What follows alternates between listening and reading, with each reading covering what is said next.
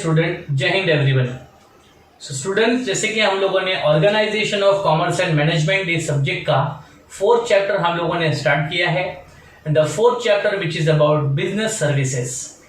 Okay, business services इस chapter में हम लोगों ने पिछले वीडियो लेक्चर्स में बिजनेस सर्विसेज का मीनिंग और सर्विसेज की मीनिंग, सर्विसेज का डेफिनेशन और सर्विसेज की फीचर्स, जो कि आपका इस चैप्टर का फर्स्ट क्वेश्चन है, वो हमने पूरा डिटेल में डिस्कस किया था। आज के लेक्चर्स में मैं आपको बिजनेस सर्विसेज क्या होते हैं उसके बारे में बताऊंगा और वो कौन कौन सी सर्विसेज है जो बिजनेस ऑर्गेनाइजेशंस को सपोर्ट करती है, जिनकी मदद से बिजनेस ऑर्गेनाइजेशन के कामकाज को स्मूथ तरीके से चलाया जा सकता है। उन सर्विसेज के बारे में डिस्कशन करेंगे। ओके, और इन सभी सर्विसेज में एक सबसे इंपॉर्टेंट सर्विस होती है जिसको हम लोग कहते हैं बैंकिंग सर्विसेज। इस बैंकिंग सर्विसेज का डिटेल डिस्कशन जो है वो हम लोग आज के वीडियो लेक्चर से स्टार्ट करेंगे। तो आप लोग इस वीडियो को पूरा एंड तक देखिएगा, क्योंकि आज हम लोग बैंकिंग से रिलेटेड बहुत सारी बातें, बहुत सारी इंफॉर्मेशन मैं आपके साथ शेयर करूंगा, मैं आपको बताऊंगा, जिससे कि आपको बैंक को समझने में और बैंक की एक्टिविटी को जानने में काफी हेल्प होगी। तो please watch this video till the and so that you will be air about the banks. और एक कॉमर्स स्टूडेंट के लिए या किसी भी स्ट्रीम के स्टूडेंट्स के लिए बैंक को जानना ये बहुत इंपॉर्टेंट है, क्योंकि आप किसी भी डिपार्टमेंट के हो या आप किसी भी एज के हो, लेकिन आप लोग का हमेशा बैंकों के साथ में तो रिलेशन बनेगा ही बनेगा। इसलिए बैंक क्या होती है, बैंक संस्थाएं किस तरह से काम करती है, उनके कितने टाइप्स होते हैं, उनके कितने फंक्शंस होते हैं, ये सब इंफॉर्मेशंस आपको मेरे वीडियो लेक्चर्स के माध्यम से मिलता जाएगा। तो आज ही के वीडियो में पूरा टॉपिक कवर कर पाना पॉसिबल नहीं है, तो आज हम लोग बैंक का मीनिंग, बैंक का डेफिनेशन और बैंक के टाइप्स में से कुछ टाइप्स हम लोग आज के लेक्चर में डिस्कस करेंगे। Okay, so let's start with the discussion about the business services. Now students, business services, जिसमें मैंने आपको बताया था पिछले वीडियो लेक्चर्स में कि दैट बिजनेस को चलाने के लिए there are different kinds of services are required, क्योंकि business does not work in isolation. Business अपने कामकाज को सिर्फ खुद पर डिपेंड होकर के कभी भी कंप्लीट नहीं कर सकता। बिजनेस को हमेशा कुछ एक्टिविटियों का, कुछ सर्विसेज का सपोर्ट लेना पड़ता है। There are certain services which is required for a business organization to work smoothly, to grow his business। Business को ग्रो करने के लिए, बिजनेस को स्मूथ तरीके से चलाने के लिए कुछ ऐसी सर्विसेज होती है जो सर्विसेज बिजनेस के साथ हमेशा डायरेक्टली और इनडायरेक्टली जुड़ी होनी चाहिए। तो वो कौन सी सर्विसेज है जिन सर्विसेज की मदद से बिजनेस अपने कामकाज को प्रॉपर तरीके से रन कर सकता है, अच्छी तरीके से ग्रो कर सकता है। तो उन सर्विसेज में सबसे पहली और सबसे बेसिक सर्विस है बैंकिंग सर्विसेज। ओके, अब ये जो बैंकिंग सर्विसेज होती है, ये बिजनेस ऑर्गेनाइजेशंस को मनी से रिलेटेड, फाइनेंस से रिलेटेड जो भी असिस्टेंस होगा, जो भी सपोर्ट होगा, वो सारे सपोर्ट्स बिजनेसेस को प्रोवाइड करेगी। और एक बिजनेस के लिए फाइनेंस का सपोर्ट बहुत ही इंपॉर्टेंट सपोर्ट माना जाता है। शायद फाइनेंस के सपोर्ट के बिना, मनी के सपोर्ट के बिना बिजनेस ऑर्गेनाइजेशन को शुरू करना या स्टार्ट करना भी बहुत ही मुश्किल होता है। इसलिए बैंकिंग सर्विसेज जो है वो बिजनेस ऑर्गेनाइजेशंस के फंडामेंटल सर्विसेज में से एक है। सेकंड सर्विसेज है इंश्योरेंस सर्विसेज, जिसका काम होता है हमारे बिजनेस ऑर्गेनाइजेशन में जितने भी अनसर्टेन रिस्क है, फॉर एग्जाम्पल बिजनेसेस को लॉस बाय फायर होने के चांसेस है, लॉस बाय थेफ्ट होने के चांसेस है, इसके अलावा लॉस बाय एक्सीडेंट होने के चांसेस है। तो ये सारे जो अनसर्टेनिटी बिजनेस के अंदर बसी हुई है, जो बिजनेसमैन के हाथ में नहीं है, बिजनेस के कंट्रोल में नहीं होती है, तो ऐसी अनकंट्रोलेबल सिचुएशंस को फेस करने के लिए बिजनेस ऑर्गेनाइजेशंस को किसकी मदद लेनी पड़ती है? इंश्योरेंस सर्विसेज की। इसके अलावा ट्रांसपोर्ट सर्विसेज आर देयर, जिसका काम होता है बिजनेस ऑर्गेनाइजेशंस के रॉ मटेरियल, फिनिश गुड्स और लेबर को वन प्लेस से अनदर प्लेस लाना और ले जाना। इसके अलावा there are warehouse services are there. इस वेयरहाउस सर्विसेज का काम होता है बिजनेस ऑर्गेनाइजेशन के फिनिश गुड्स को एक सही सुरक्षा में रखना, एक सूटेबल प्लेस पे रखना, जिससे कि जब भी मार्केट में गुड्स की डिमांड आती है तो उस समय गुड्स को हम लोग अवेलेबल कर सके। तो ये सारी सुविधाएं जो गुड्स को सुरक्षा करने से रिलेटेड होती है, गुड्स को स्टोर करने से रिलेटेड होती है, ये सर्विसेज को हम लोग वेयरहाउस सर्विसेज से दे सकते हैं। और इसके अलावा कम्युनिकेशन सर्विसेज जो आज के ज़माने की मॉडर्न बिजनेस ज़माने की सबसे फास्ट और सबसे इंपॉर्टेंट सर्विसेज में से एक है, जिसकी मदद से business organisation within a very short time अपने मैसेजेस को सेंड कर सकता है और दूसरों की इंफॉर्मेशंस को रिसीव कर सकता है, कलेक्ट कर सकता है।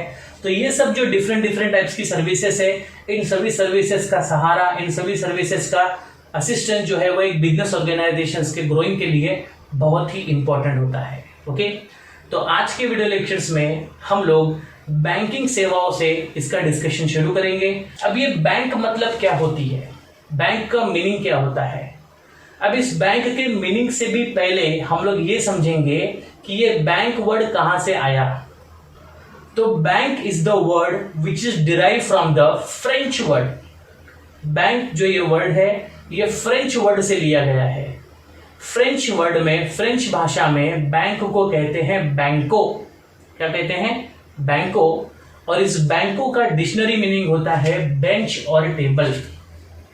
तो बेंच और टेबल ये बैंकों का मीनिंग हुआ और उसकी मदद से हम लोग ने आज जो वर्ड यूज किया वो है बैंक।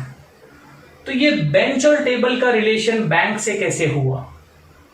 तो ये बहुत ही पुराना रिलेशन है बच्चों लोग, जहां पर हम कह सकते हैं कि एंशियंट टाइम्स में, जूने समय में, ट्रेडिशनल टाइम पे जब ये बैंक नाम की ऐसी पर्टिकुलर इंस्टीट्यूशंस अवेलेबल नहीं थी, उस समय जो लोगों से डिपॉजिट लेने का और लोगों को लोन्स देने का जो काम होता था वो मनी लेंडर्स के द्वारा करवाया जाता था, जिनको आप साहूकार कह सकते हो, जिनको आप मुनीम कह सकते हो, करेक्ट है। उनके मदद से ये सारे जो लोगों के डिपॉजिट्स लेना, लोगों की फाइनेंशियल रिक्वायरमेंट को फुलफिल करना, ये सारा काम मनी लेंडर्स के द्वारा करवाया जाता था। और जो मनी लेंडर्स होते थे वो इस काम को एक पर्टिकुलर बेंच और टेबल पर बैठकर करते थे।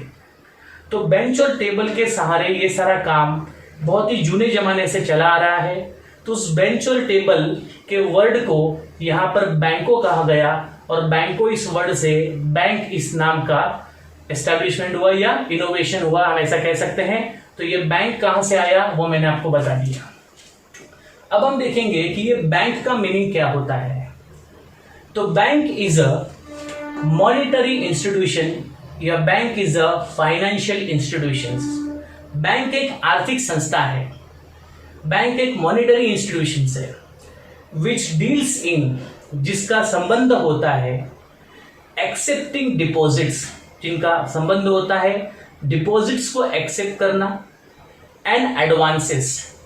तो लोगों के डिपॉजिट्स, लोगों के पैसे और लोगों को जो एडवांसेस दिया जाता है, लोगों को जो लोन्स दिया जाता है, तो ऐसे चीजों की एक्टिविटी से रिलेटेड जो संस्थाएं होती है या वो लोगों के डिपॉजिट्स और लोगों के लोन से रिलेटेड जो संस्थाएं काम करती है, उन संस्थाओं को हम लोग कह सकते हैं बैंक।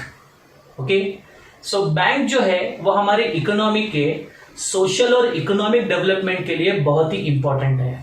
हम लोग कह सकते हैं कि आज बैंक ऐसी संस्थाएं हैं जिसकी मदद से हमारा कंट्री का इकोनॉमिक डेवलपमेंट भी हो रहा है और सोशल डेवलपमेंट भी हो रहा है। ओके, तो ये बैंक का एक शॉर्ट मीनिंग मैंने आपको बताया। अब इस बैंक को और भी क्लियर समझने के लिए हम देखेंगे कि बैंक की डेफिनेशन क्या होती है। तो बैंक की डेफिनेशन जो है, according to banking regulation act, according to Indian banking regulation act 1949। अब ये 1949 में रेगुलेशन एक्ट का मतलब क्या है कि 1949 ये वो ईयर है जिस ईयर में बैंक से रिलेटेड जो रूल्स एंड रेगुलेशंस है वो रूल्स एंड रेगुलेशन फ्रेम किए गए थे। तो जब इंडियन बैंकिंग रेगुलेशन एक्ट 1949 पास किया गया तो उस समय बैंक का मतलब क्या होता है उसको यहां पर डिफाइन किया गया है। तो डेफिनेशन में ये बात आपको समझाई गई है कि दैट बैंक जो होती है वो हमेशा, बैंक एक ऐसी कंपनी है, बैंक एक ऐसी कंपनी है which transact the banking activity in our country. तो जो संस्था बैंकिंग एक्टिविटी को परफॉर्म करेगी, जो संस्था बैंकिंग एक्टिविटी को ट्रांजैक्ट करेगी, उस संस्था को हम लोग क्या कहेंगे? बैंक। तो कोई संस्था बैंक कब कहलाएगी, कोई संस्था को हम लोग बैंक कब कह सकते हैं? जब वो संस्था बैंकिंग एक्टिविटी परफॉर्म करेगी। ये सर बैंकिंग एक्टिविटी क्या होती है? तो इस बैंकिंग एक्टिविटी को समझने के लिए आपको एक डेफिनेशन समझना होगा, जो डेफिनेशन बैंकिंग को डिफाइन करेगा, और जो बैंकिंग करेगा, जो संस्था बैंकिंग एक्टिविटी करेगी, उस संस्था को हम लोग क्या कहेंगे, बैंक कहेंगे। तो बैंक को समझने के पहले बैंकिंग को समझना जरूरी है, और बैंकिंग की डेफिनेशन आपको इस तरह से दी है। तो बैंकिंग का डेफिनेशन हुआ according to Indian banking regulation act 1949, again definition कहता है accepting for the purpose of lending और इन्वेस्टमेंट। पहले इस लाइन को मैं कवर करता हूं, accepting for the purpose of lending और investment of deposit of money from the public. पहले इस लाइन को समझिए। तो बैंकिंग एक्टिविटी में सबसे पहली एक्टिविटी होती है एक्सेप्टिंग। क्या accepting? Deposit of money from the public. Public से पैसों की डिपॉजिट को क्या करना है, एक्सेप्टिंग करना है। क्यों एक्सेप्टिंग करना है? क्योंकि जब तक बैंक लोगों के डिपॉजिट ऑफ मनी को एक्सेप्ट नहीं करेगा, तब तक उस डिपॉजिट्स का लेंडिंग और इन्वेस्टमेंट नहीं कर पाएगा। तो यहां पर बैंकिंग एक्टिविटी में सबसे पहला बैंक को क्या करना होगा, एक्सेप्ट करना होगा deposit of money from the public, और इस deposit of money from the public को एक्सेप्ट करना होगा for the purpose of lending और इन्वेस्टमेंट, जिसकी मदद से, जिस डिपॉजिट की मदद से बैंक जो है वो लोगों को लोन्स दे सकता है और अपने डिपॉजिट्स ऑफ मनी को कहीं ना कहीं इकोनॉमिक डेवलपमेंट में इन्वेस्ट भी कर सकता है। तो पहला लाइन आपको क्लियर हो गया रहेगा कि दैट बैंकिंग का मतलब accepting for the purpose of lending और investment of deposit of money from the public. पहले यहां तक आपको समझ में आ गया कि जहां पर पब्लिक से बैंक ने पैसे को एक्सेप्ट किया और उन्हीं पैसों की मदद से बैंक ने लेंडिंग की, मतलब लोन्स दिए और एडवांसेस दिए और पैसों को इन्वेस्टमेंट किया। ना अब जिन लोगों से बैंक ने पैसे एक्सेप्ट किए हैं उनका क्या? तो आगे डेफिनेशन में अगर हम देखेंगे, रीपेबल ऑन डिमांड और अदरवाइज। रीपेबल ऑन डिमांड, जिन लोगों के पैसे बैंक ने एक्सेप्ट किए हैं वो जब भी अपने पैसों की डिमांड करेंगे तो उनके पैसों की डिमांड पर बैंक को रीपे करना होगा। मतलब किसी पर्सन ने अगर बैंक को डिपॉजिट अगर दिया होगा, बैंक ने उसका डिपॉजिट अगर एक्सेप्ट किया है, तो जब भी वो उस पर्सन को अपने पैसे की रिक्वायरमेंट होगी तो वो उसकी डिमांड करेगा, और जब वो डिमांड करेगा तो बैंक उसके पैसे को रीपे करेगा। अब रीपे करने का, रीपेबल ऑन डिमांड, डेफिनेशन का आगे देखना, रीपेबल ऑन डिमांड और otherwise, withdrawable by cheque, draft order और अदरवाइज। या तो वो बैंक में आकर के अपने पैसों की डिमांड कर सकता है, या तो वो अपने पैसों को चेक, ड्राफ्ट के माध्यम से विड्रॉ भी कर सकता है। तो ये जो एक्टिविटी मैंने आपको डेफिनेशन में समझाई, इस एक्टिविटी को हम लोग कहेंगे बैंकिंग एक्टिविटी, और जो संस्था इस बैंकिंग एक्टिविटी को करेगी उस इंस्टीट्यूशन को हम लोग कहेंगे बैंक। ओके, तो डेफिनेशन बहुत ही क्लियर है, जिसमें आपको क्लियरली बताया गया है कि दैट बैंकिंग का काम है लोगों के मनी के डिपॉजिट्स को एक्सेप्ट करना, और इस डिपॉजिट को एक्सेप्ट करके इस पैसों की मदद से लोगों को लेंड करना, लोगों को कहीं पर इकोनॉमिक डेवलपमेंट में इन्वेस्टमेंट करना। और जिन लोगों के पैसे बैंक ने डिपॉजिट के फॉर्म में एक्सेप्ट किए हैं, जब भी वो डिमांड करेंगे या जब भी वो लोग विड्रॉ करेंगे, तो उस समय उनकी डिमांड और उनकी विड्रॉएबल फैसिलिटी को प्रोवाइड करने का काम किसका होगा, बैंक का। मतलब बैंक ने जिनसे पैसे लिए हैं उनके पैसों को उनकी डिमांड पर उनको रिपे करने का काम किसका होगा, बैंक का। और जो रिपेमेंट बैंक जो है चेक, ड्राफ्ट ऑर्डर और भी बहुत सी सुविधाएं हैं, जैसे एटीएम की सुविधाएं हैं, डेबिट कार्ड की सुविधाएं हैं, ऐसी कई सुविधाओं के माध्यम से बैंक उनके पैसों को रिपे भी करेगा। ओके, तो ये डेफिनेशन को आप प्रॉपर तरीके से याद रखिए, समझिए, और इसमें जो भी एक्टिविटी है उसको आप नोट डाउन कीजिए, तो आपको बैंक एग्जैक्टली करता क्या है वो आपको समझ में आ जाएगा। बैंक को अगर आपको समझना है तो बैंक की एक्टिविटी को समझ लीजिए। अगर आपको बैंक की एक्टिविटी समझ गई, मतलब आपको बैंक नाम की फाइनेंशियल इंस्टीट्यूशन का मतलब भी समझ जाएगा। ओके, तो आगे बढ़ते हैं। अभी हम डिस्कस करेंगे कि what are the different types of banks are there. Bank के बहुत से डिफरेंट टाइप्स होते हैं।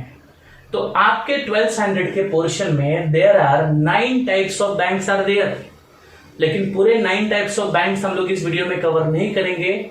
आज की वीडियो में मैं 9 टाइप्स ऑफ बैंक में से 4 टाइप के बैंक्स को कवर करूंगा। ओके, वो 9 टाइप्स के बैंक कौन से हैं, आओ पहले उनके नाम हम लोग जानते हैं। जिससे आज आपको पता तो चले कि हमारे कंट्री में बैंक भी 9 टाइप्स की है।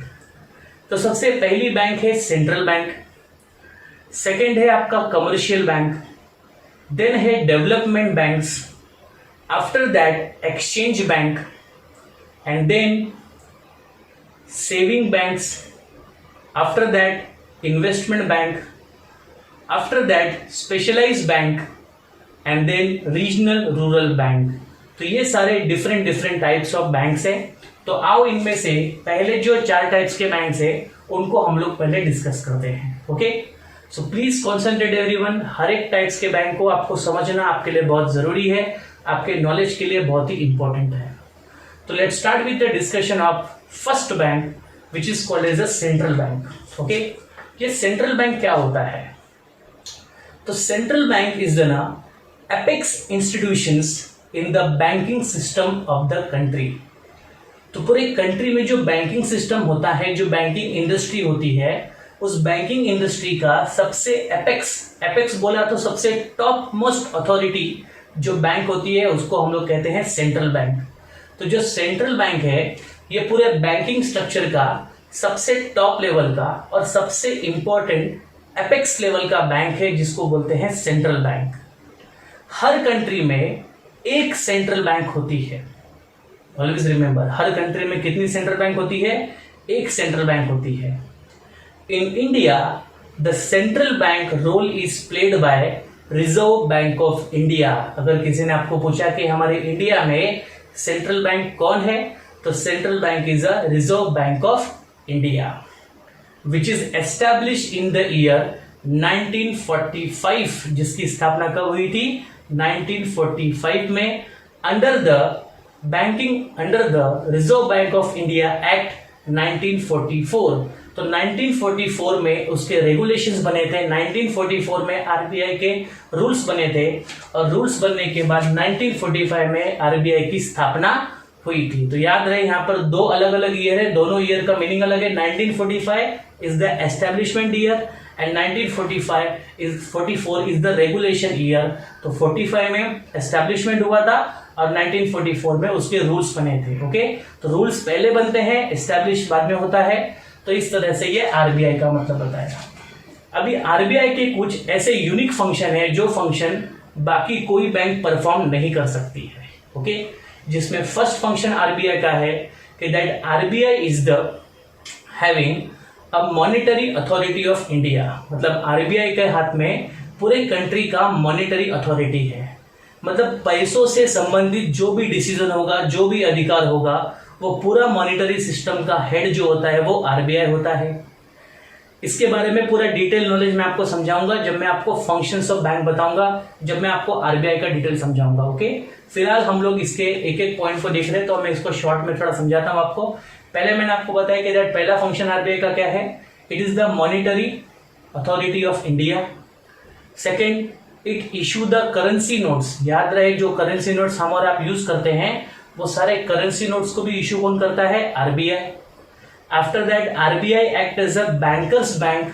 जितने भी कमर्शियल बैंक हमारी कंट्री में, जितने भी टाइप के कमर्शियल बैंक होंगे, उन सभी टाइप्स की कमर्शियल बैंकों को हम लोग क्या बोलेंगे? RBI. So RBI is act as a banker's bank. सारे कमर्शियल बैंकों को हम लोग क्या बोलेंगे? Reserve Bank of India. And RBI is the bank of government also. तो ये 4 यूनिक फंक्शन है जो सेंट्रल बैंक के द्वारा, रिजर्व बैंक ऑफ इंडिया के द्वारा परफॉर्म किए जाते हैं। सेकेंड टाइप की बैंक है कमर्शियल बैंक। अब ये जो कमर्शियल बैंक है इसका नाम कमर्शियल क्यों है? तो कमर्शियल बैंक का मतलब होता है जिस बैंक का मेन पर्पस होता है अर्निंग अ प्रॉफिट, जो अपने बैंकिंग एक्टिविटी को परफॉर्म करती है प्रॉफिट्स कमाने के लिए, ऐसी बैंकों को हम लोग कह सकते हैं कमर्शियल बैंक। अभी कमर्शियल बैंक का जो मेन फंक्शन होता है वो मेन फंक्शन होता है उसके सभी फंक्शंस को, मतलब कमर्शियल बैंक के सारे फंक्शंस को 2 पार्ट में डिवाइड किया है।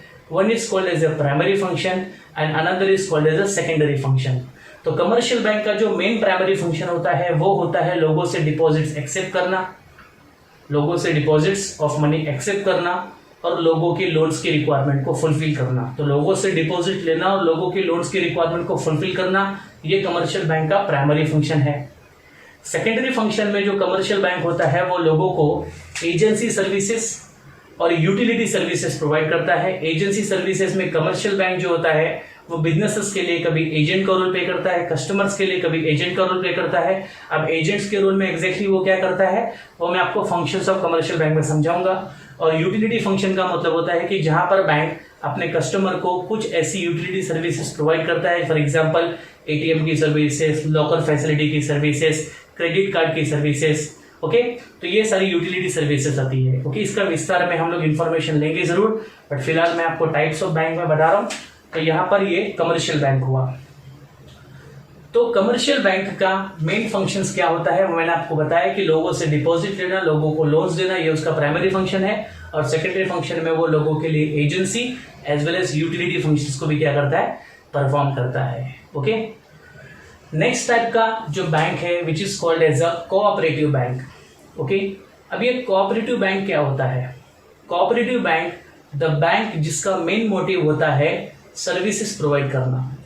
स्पेशल करके जो कोऑपरेटिव बैंक होती है ये बैंक आपको जो ऐसे जैसे रूरल एरियाज होते हैं या जो सेमी अर्बन एरियाज होते हैं, ऐसे एरियाज में ये बैंक बहुत ही पॉपुलर होते हैं, जिनका काम होता है ऐसे एरियाज के जो मिडिल क्लास के लेवल है, जो लोअर क्लास के जो लेवल है, जिनका इनकम ग्रुप बहुत ही स्मॉलेस्ट लेवल में आता है, ऐसे लोगों को फाइनेंशियली हेल्प करना, ऐसे छोटे मोटे बिजनेस ऑर्गेनाइजेशंस को लोन्स प्रोवाइड करना, जिससे कि वो लोग अपने काम धंधे को प्रॉपर तरीके से चला सके। तो उन लोगों के सपोर्ट के लिए ये जो कोऑपरेटिव बैंक होती है ये सेवाएं प्रोवाइड करती है। ओके, तो कोऑपरेटिव बैंक जो होती है वो 3 अलग लेवल पे काम करती है, जिसमें फर्स्ट लेवल होता है जिसको बोलते हैं primary credit society bank, second level होता है district central cooperative bank, and the third level होता है जिसको बोलते हैं स्टेट कोऑपरेटिव बैंक। अब ये जो प्राइमरी क्रेडिट सोसाइटी बैंक है ये एक विलेज लेवल पे काम करती है, जिसका काम होता है विलेज के लेवल के लोगों से डिपॉजिट्स को एक्सेप्ट करना। उसके साथ ही साथ जो प्राइमरी क्रेडिट सोसाइटी बैंक होती है वो विलेज के लोगों के स्मॉल सेविंग्स को इंकरेज करती है। और उसके साथ साथ इस प्राइमरी क्रेडिट सोसाइटी बैंक को जो स्टेट कोऑपरेटिव बैंक और जो डिस्ट्रिक्ट सेंट्रल बैंक होता है वो लोग भी फाइनेंशियल मदद करते हैं, जिससे कि प्राइमरी क्रेडिट सोसाइटी बैंक अपने गाँव में लोगों को लोन्स प्रोवाइड कर सके। तो प्राइमरी क्रेडिट सोसाइटी लेंडिंग्स के लिए किस पे डिपेंड होती है? डिस्ट्रिक्ट सेंट्रल कोऑपरेटिव बैंक पे और स्टेट कोऑपरेटिव बैंक्स पे। ओके, सेकंड लेवल जो है कोऑपरेटिव सोसाइटी का वो होता है district central cooperative bank. Now district central cooperative bank जो होती है वो एक डिस्ट्रिक्ट लेवल पे काम करती है, ठीक है, जिसका काम होता है डिस्ट्रिक्ट लेवल के लोगों के पैसों को, डिपॉजिट्स को एक्सेप्ट करना। और उसके साथ ही साथ जो डिस्ट्रिक्ट सेंट्रल कोऑपरेटिव बैंक होती है इसको फाइनेंशियल असिस्टेंस जो है वो स्टेट कोऑपरेटिव बैंक देता है, जिनके पैसों की मदद से और लोगों के डिपॉजिट्स की मदद से वो वहां के लोगों को लेंडिंग कर सके, वहां के लोगों को लोन्स दे सके। Okay, and the third level की जो बैंक होती है जिसको हम लोग कहते हैं स्टेट कोऑपरेटिव बैंक, जिसका काम होता है एक पर्टिकुलर स्टेट लेवल पे अपने बैंकिंग एक्टिविटी को परफॉर्म करना। और जो प्राइमरी क्रेडिट सोसाइटी और डिस्ट्रिक्ट क्रेडिट सोसाइटी होती है उन लोगों को फाइनेंशियल असिस्टेंस प्रोवाइड करती है। उसके साथ ही साथ प्राइमरी क्रेडिट सोसाइटी और डिस्ट्रिक्ट क्रेडिट सोसाइटी को फाइनेंशियल असिस्टेंस भी प्रोवाइड करती है, और उनको ऊपर मॉनिटरी अथॉरिटी जो होती है वो भी स्टेट कोऑपरेटिव बैंक की होती है। मतलब क्या है कि हर स्टेट में जो भी कोऑपरेटिव बैंक है वो सारी कोऑपरेटिव बैंक्स को मॉनिटाइज करने का काम, वो सारी कोऑपरेटिव बैंक के ऊपर जो लोगों उनको कंट्रोल करने का काम, उनकी बैंकिंग एक्टिविटी को समय समय पे सुपरवाइज करने का जो काम होता है वो स्टेट कोऑपरेटिव बैंक के द्वारा किया जाता है। ओके, तो ये मैंने आपको बताया कोऑपरेटिव बैंक। तो कोऑपरेटिव बैंक जितनी भी होती है वो सभी इंडियन कोऑपरेटिव सोसाइटी एक्ट के अंतर्गत रजिस्टर्ड होती है और जिनको बैंकिंग रेगुलेशन एक्ट को फॉलो करना होता है। तो रजिस्ट्रेशन कहां पर हुआ है? Cooperative Indian cooperative society act में, और इनको रूल्स किसके लागू होंगे? बैंकिंग रेगुलेशन एक्ट के। ओके, तो ये मैंने आपको बताया थर्ड टाइप की बैंक जिसको हम लोग बोलेंगे कोऑपरेटिव बैंक। फोर्थ टाइप की बैंक जो होती है जिसको हम लोग कहते हैं डेवलपमेंट बैंक्स। अब ये डेवलपमेंट बैंक का काम क्या होता है? जो भी बिजनेसेस ऑर्गेनाइजेशन है, जो भी इंडस्ट्री है, उनको मीडियम और लॉन्ग टर्म्स का लोन्स प्रोवाइड करना। ओके, सो ऐसे मीडियम और लॉन्ग टर्म्स का लोन प्रोवाइड करने वाले डेवलपमेंट बैंक्स कौन सी है? तो उसके एग्जांपल में आप ले सकते हो SFC, that is called as the State Financial Corporation of India. इसके अलावा एमएसएफएससी जिसका नाम है Maharashtra State Financial Corporation of India, और इसके अलावा IDBI that is Industrial Development Bank of India.